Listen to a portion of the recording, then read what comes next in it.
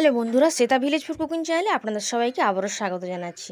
আশা করছি বন্ধুরা আপনারা সবাই খুবই ভালো আছেন। তো বন্ধুরা, প্রত্যেক দিনের মতো আজকে আমি একটা রেসিপি নিয়ে হাজির হয়ে গেছি। আজকের খুবই একটা সহজ রেসিপি বানাবো। আর আজকে বানাবো মুসুর ডালের ডিম তড়কা। এটা ভাত, রুটি, পরোটা সব কিছুর সঙ্গেই কিন্তু খাওয়া যায়। আর খেতেও কিন্তু খুবই সুন্দর হয়, আর বানানো একেবারেই সহজ। চলুন তাহলে বানিয়ে ফেলা যাক। তো মুসুর ডালের ডিম তড়কাটা বানানোর জন্য প্রথমে কড়াইতে আমি একটু তেল গরম করে নিচ্ছি। আর একটা ডিম আমি আগে থেকে ফেটিয়ে রেখেছিলাম। আমি এখানে একটা ডিম দিয়ে বানাচ্ছি, আপনারা দুটো বা তিনটে ডিম দিয়েও কিন্তু বানাতে পারবেন। ডিমটাকে একটু নুন দিয়ে ফেটিয়ে রেখেছিলাম, তো সেই ডিমটাকে কিন্তু দিয়ে দিয়েছি। আর ডিমটাকে এরকম কিন্তু ভুজিয়া করে নিতে হবে। আর ডিমটাকে কিন্তু ওভার কুক করা যাবে না, মানে একটু হালকা করেই ভাজতে হবে। দেখুন কত সুন্দরভাবে ডিমটা কিন্তু ভাজা হয়ে গেছে। এখন আরও 1 থেকে 2 মিনিট এভাবে একটু খুন্তিটা দিয়ে নাড়াচাড়া করে নিচ্ছি, তারপর কিন্তু নামিয়ে নেব। তো একটু রেখে দিলাম। এখন কিন্তু আমি বাটিটাতে তুলে নিচ্ছি।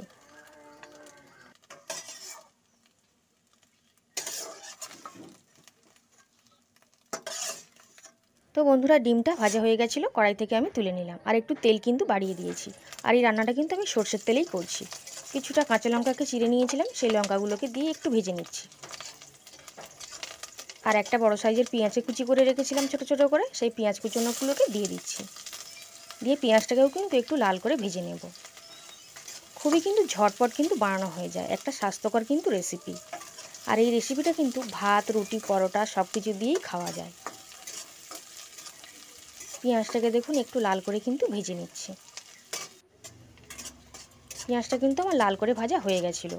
আর একটু আদাকে আমি আগে থেকে গ্রেট করে নিয়েছিলাম, তো সেই গ্রেট করে রাখা আদাটাকে দিয়ে দিলাম। আদাটাকে দিয়ে একটু ভাজা করে নিচ্ছি। আদাটাকে দিয়ে একটু কষিয়ে নিয়েছিলাম।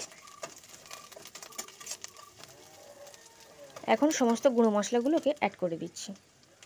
দিয়ে দিচ্ছি স্বাদ মতন লবণ, হাফ চামচ পরিমাণ করে দিচ্ছি, কিন্তু হাফ চামচের একটু কম দিয়ে দিচ্ছি হলুদ গুঁড়ো। দিয়ে মশলাটা দিয়ে একটু ভাজা করে নিচ্ছি। আর দিয়ে দেবো জিরের গুঁড়ো এবং হলুদ গুঁড়ো হাফ চামচ।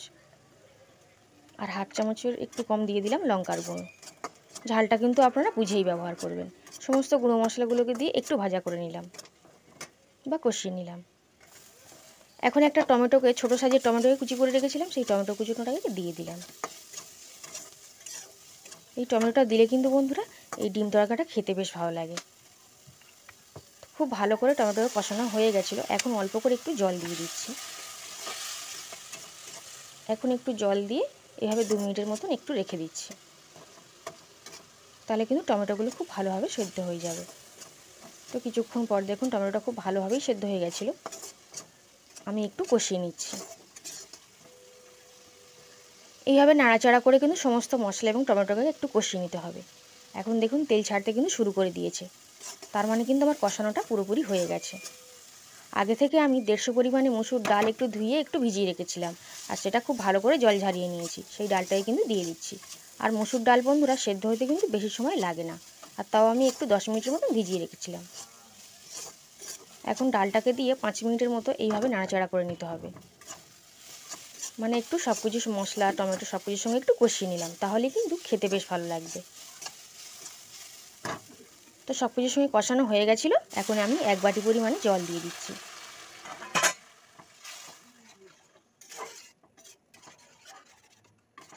এর থেকে বেশি জল দেওয়ার কিন্তু প্রয়োজন নেই, কারণ রেসিপিটা কিন্তু একদম গায়ে গায়ে মানে মাখামাখাই হবে, একটু ঝোলঝোল কিন্তু হবে না। আর এখন ঢাকনা দিয়ে একটু ঢেকে রেখে দেবো। আর কিছুক্ষণ পর ফিরে আসছি। কিছুক্ষণ পর দেখুন ফিরে এসেছি। ডালটা কিন্তু সেদ্ধ হয়ে গেছে। যেহেতু বন্ধুরা এটা মসুর ডাল, তাই সেদ্ধ হতে কিন্তু বেশি সময় লাগে না। দেখুন কতটা ভালোভাবেই কিন্তু সেদ্ধ হয়ে গেছিলো। এখন আগে থেকে যে ডিমটা ভেজে রেখেছিলাম, সেই ডিমটা কিন্তু এর মধ্যে দিয়ে দেব। আর জলটা একেবারেই কমে গেছিলো বলে আমি একটু জল কিন্তু বাড়িয়ে দিয়েছি। আর ডিমটাকে আমি দিয়ে দিলাম। ডিমটাকে দিয়ে ডালের সঙ্গে খুব ভালো করে মিশিয়ে নেব। নিয়ে আরও 10 মিনিটের মতন ফুটিয়ে নেব ঢাকনা দিয়ে। তাই আমি এখন ঢেকে দেব। ঢেকে 10 মিনিট মতো রান্না করে নিচ্ছি।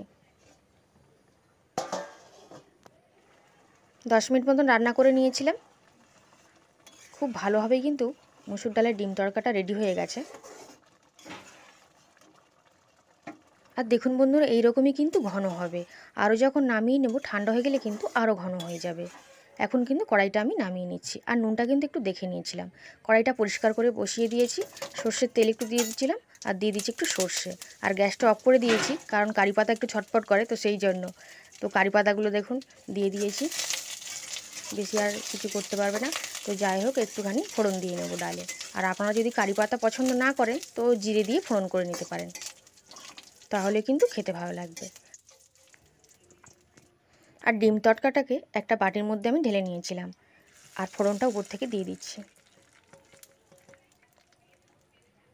পাতাগুলো, কারি পাতাগুলো একটু বেশি করে ভাজবার দরকার নেই, তাহলে কিন্তু কালারটা নষ্ট হয়ে যায়। গ্যাসটা অফ করে দিয়েই ভাজতে হয়। খুব ভালো করে একটু মিশিয়ে নিলাম, আর এই রকমই ঘন কিন্তু হয়েছে। এখন তো খুবই গরম রয়েছে, একটু ঠান্ডা হয়ে গেলে আরও ঘন হয়ে যাবে। আশা করছি বন্ধুরা মুসুর ডালের এই ডিম তড়কার রেসিপিটা আপনাদের বেশ ভালো লেগেছে। যদি ভালো লেগে থাকে অবশ্যই কিন্তু চ্যানেলটিকে লাইক করবেন, শেয়ার করবেন এবং সাবস্ক্রাইব করে পাশে থাকবেন। আর যারা প্রতিনিয়ত আমার ভিডিওগুলো দেখেন তাদেরকে কিন্তু অসংখ্য ধন্যবাদ। আজ তাহলে আসি বন্ধুরা।